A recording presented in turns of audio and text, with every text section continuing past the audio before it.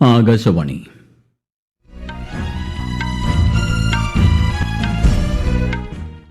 നമസ്കാരം. വാർത്തകൾ വായിക്കുന്നത് ഗോപകുമാർ.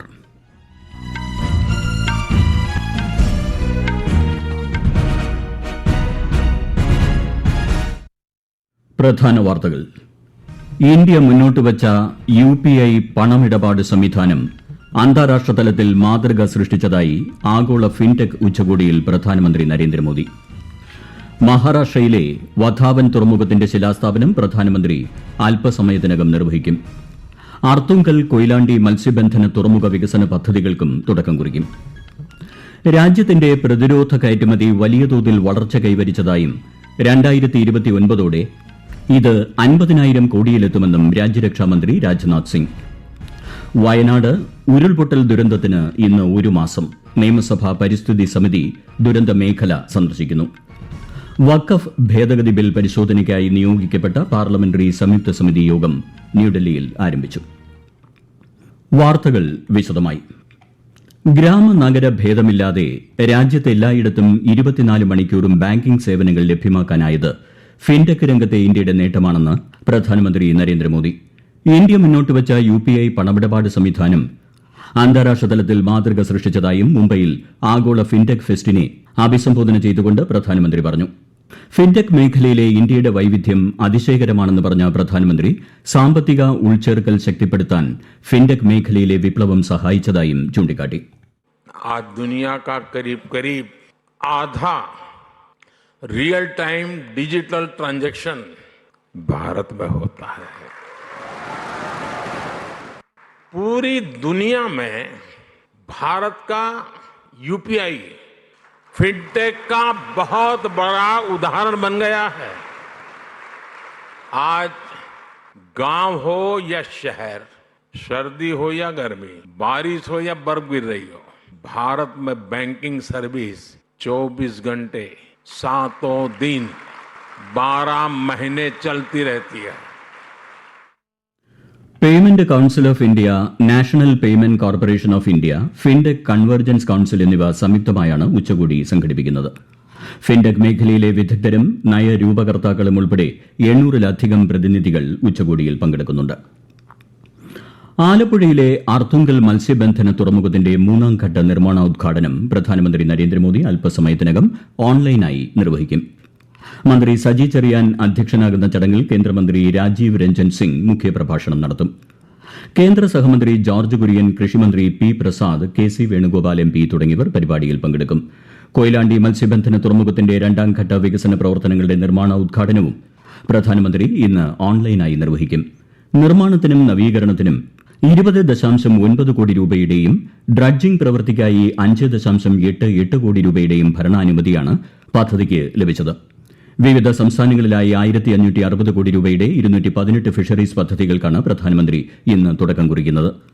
മത്സ്യമേഖലയുടെ അടിസ്ഥാന സൌകര്യ വികസനവും ഉത്പാദനശേഷിയുമാണ് ഇതിലൂടെ ലക്ഷ്യമിടുന്നത്. ഫിഷറീസ് രംഗത്ത് 5 ലക്ഷത്തിലധികം തൊഴിലവസരങ്ങൾ സൃഷ്ടിക്കാൻ പദ്ധതികളിലൂടെ സാധിക്കും. സംയോജിത അക്വാ പാർക്കുകൾ ഉൾപ്പെടെയുള്ള പദ്ധതികൾക്കും പ്രധാനമന്ത്രി ചടങ്ങിൽ തുടക്കം കുറിക്കും. മഹാരാഷ്ട്രയിലെ പാൽഘറിൽ 76,000 കോടി രൂപ ചെലവിൽ നിർമ്മിക്കുന്ന വധാവൻ തുറമുഖത്തിന്റെ ശിലാസ്ഥാപനം പ്രധാനമന്ത്രി നരേന്ദ്രമോദി അല്പസമയത്തിനകം നിർവഹിക്കും. രാജ്യവികസനത്തിൽ നിർണായക പങ്കുവഹിക്കുന്ന വധാവൻ തുറമുഖം സമ്പദ് രംഗത്തിനും വ്യാപാര മേഖലയ്ക്കും കൂടുതൽ കരുത്തു പകരും. വളരെ വലിയ കാർഗോ, കണ്ടെയ്നർ കപ്പലുകൾ അടുപ്പിക്കാൻ സാധിക്കുന്ന തരത്തിലാണ് തുറമുഖം നിർമ്മിക്കുന്നത്.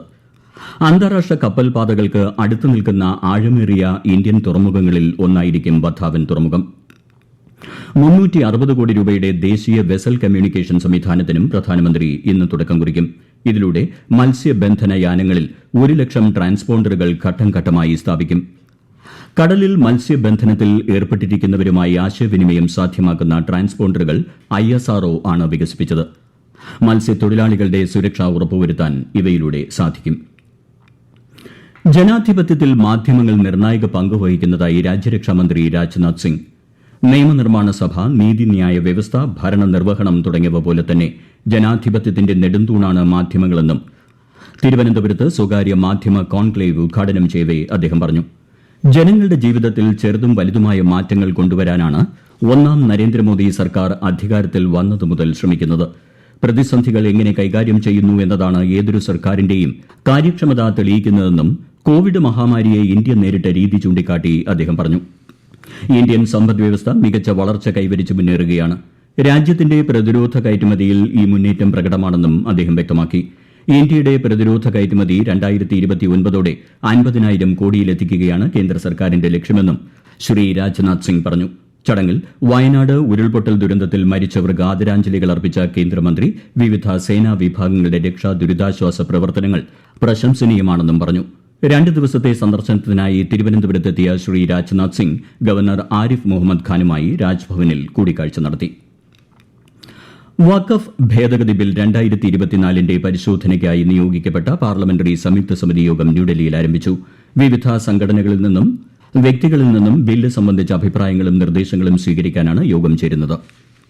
ലോക്സഭാ സെക്രട്ടേറിയറ്റിന്റെ അറിയിപ്പനുസരിച്ച് മുംബൈയിലെ ഓൾ ഇന്ത്യ സുന്നി ജംഇയ്യത്തുൽ ഉലമയും ന്യൂഡൽഹിയിലെ ഇന്ത്യൻ മുസ്ലിംസ് ഫോർ സിവിൽ റൈറ്റ്സും ഇന്ന് കമ്മിറ്റിക്ക് മുമ്പാകെ അഭിപ്രായം അവതരിപ്പിക്കും. ലോക്സഭാ എംപി ജഗദാംബിക പാലിന്റെ അധ്യക്ഷതയിലാണ് പാർലമെന്ററി സംയുക്ത സമിതി രൂപീകരിച്ചത്. സമിതിയുടെ ആദ്യ യോഗം ഈ മാസം 22-നായിരുന്നു. 31 അംഗ കമ്മിറ്റിയിൽ ലോക്സഭയിൽ നിന്ന് 21 അംഗങ്ങളും രാജ്യസഭയിൽ നിന്ന് 10 അംഗങ്ങളും ഉൾപ്പെടുന്നു. ഈ വാർത്തകൾ ആകാശവാണിയിൽ നിന്ന്. വയനാട് മുണ്ടക്കൈ ചൂരൽമല ഉരുൾപൊട്ടൽ ദുരന്തത്തിന് ഇന്ന് 1 മാസം. കാണാതായവർക്കായി തിരച്ചിൽ ഇപ്പോഴും തുടരുകയാണ്. വിശദാംശങ്ങളുമായി വയനാട് ആകാശവാണി ജില്ലാ പ്രതിനിധി അരുൺ വിൻസെന്റ്. നാശം വിതച്ച് പോയി 1 മാസം പിന്നിടുമ്പോഴും ഇനിയും കണ്ടെത്താനായുള്ളത് 78 പേരെയാണ്. ഇതിനോടകം തന്നെ 231 പേർ മരിച്ചതായാണ് ഔദ്യോഗിക കണക്ക്. 217 പേരുടെ ശരീരഭാഗങ്ങൾ കണ്ടെത്തി. ദുരന്തത്തിൽ 183 വീടുകൾ പൂർണ്ണമായും 170 വീടുകൾ ഭാഗികമായും തകർന്നു. 240 വീടുകൾ വാസയോഗ്യവുമല്ല. 340 ഹെക്ടർ കൃഷിയിടമാണ് നശിച്ചത്. 795 കുടുംബങ്ങൾക്കാണ് സർക്കാർ താൽക്കാലിക പുനരധിവാസം ഒരുക്കിയത്. കേരള നിയമസഭ പരിസ്ഥിതി സമിതി ഉരുൾപൊട്ടൽ പ്രദേശങ്ങൾ സന്ദർശിക്കുന്നുണ്ട്. ഉച്ചയ്ക്ക് മേപ്പാടി പഞ്ചായത്ത് കോൺഫറൻസ് ഹാളിൽ യോഗവും ചേരും. ഇസ്ലാമാബാദിൽ ഒക്ടോബറിൽ നടക്കുന്ന ഷാങ്ഹായ് സഹകരണ സംഘടനാ യോഗത്തിൽ പങ്കെടുക്കാൻ പ്രധാനമന്ത്രി നരേന്ദ്രമോദിയെ പാകിസ്ഥാൻ ഔദ്യോഗികമായി ക്ഷണിച്ചു. SCO രാഷ്ട്രത്തലവന്മാരുടെ യോഗത്തിലേക്ക് എല്ലാ അംഗരാജ്യങ്ങളിലെ നേതാക്കളെയും ക്ഷണിച്ചതായി പാകിസ്ഥാൻ വിദേശകാര്യ വക്താവ് മുംതാസ് സഹ്റ ബലോച്ച് പറഞ്ഞു. ഇസ്ലാമാബാദിൽ ഒക്ടോബർ 15, 16 തീയതികളിലാണ് യോഗം.